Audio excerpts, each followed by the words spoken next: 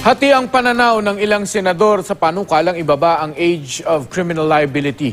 Nagkomento rin sa usapin si UN Special Rapporteur Agnes Callamard na agad namang binuweltahan ng Malacanang. Makibalita tayo kay Jam si Sante Caico. Sa gitna ng usapin, kaugnay sa panukala na gawing 9 na taon ng edad na pwedeng papanagutin sa batas, iginiit ni Pangulong Duterte na nagagamit ng mga sindikato ng droga ang mga batang 6 anyos hanggang 14 anyos. Isa sa mga ibinigay niyang halimbawa ang nangyaring raid sa Navotas City kung saan mga menor de edad ang nahuli. Kayang nangyari nung 5 days ago, ang nagmi-maintain ngayon ng Shabu ang mga bata. Kung may parokyanong makita nila at naghahanap, dadalhin nila doon, pahititin nila. Sila na ang kukubra, pati ang mga bata, shoot na rin sila. As young as 6, 8, 9, 14. Kita mo ginagawa. Ang UN Special Rapporteur on Extrajudicial Execution sa si Agnes Callamard, tinawag na shameful o kahiya-hiya ang panukala. Sagot ng Malacanang, What is shameful is yung nakikialam siya. pero kung suportado ng Duterte administration ng panukala, hati naman ang opinyon dito ng ilang senador. Masyado raw bata ang 9 anyos para sampahan ng kasong kriminal. Dapat intervention program, dapat rehabilitate sila, dapat ipaalam sa kanila, responsable sila, mali yung ginagawa nila. Hindi pakawalan sila dahil bata sila. Ang itinutulak ni Senate President Tito Soto, 12 anyos na minimum age dahil may sapat ng kamalayan ng bata sa ganitong edad na sangkot sa mabibigat na krimen.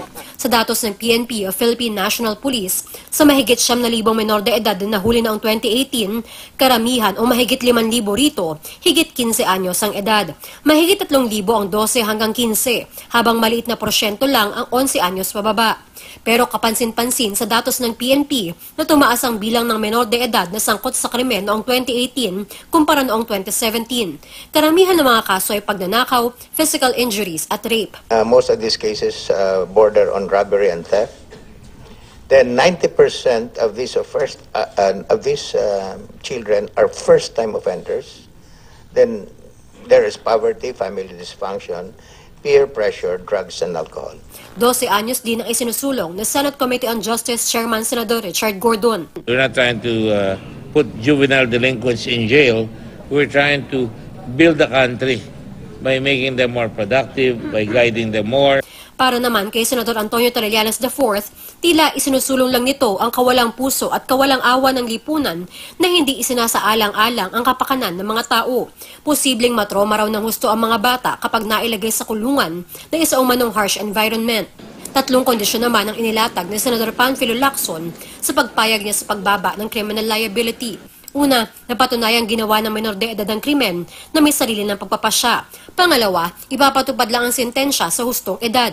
At pangatlo, kung may sapat na pasilidad para i-rehabilitate ang youth offenders. Paniniguro naman ng mga senador, hindi ikukulong kasama ng mga ordinaryong kriminal ang mga mahuhuling mga bata.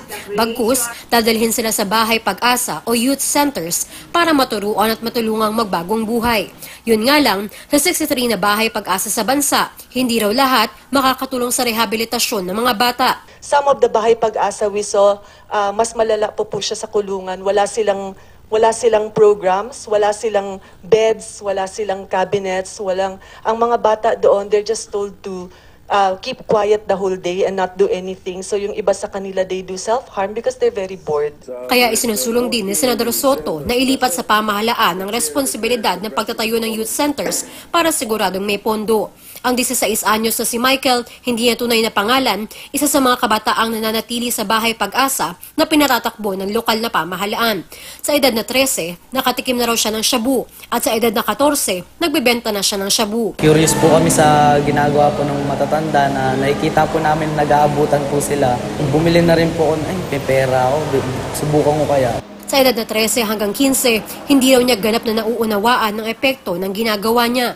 Pero ilang buwan daw bago siya maaresto dahil sa droga, nag-iisip na rin siya kung paano magbagong buhay. Niniwala si Michael na kaya pa niya magbago, lalo na daw ang mga mas bata pa sa kanya na lumabag sa batas. Parang nangungulit lang po, parang hindi pa po niya alam yung ginagawa niya, kulit bata, ganun po. Parang kaya pa pong i-guide ng magulang yung 9 years old para makapagbago po. Jamse Sante Kaiko, GMA News.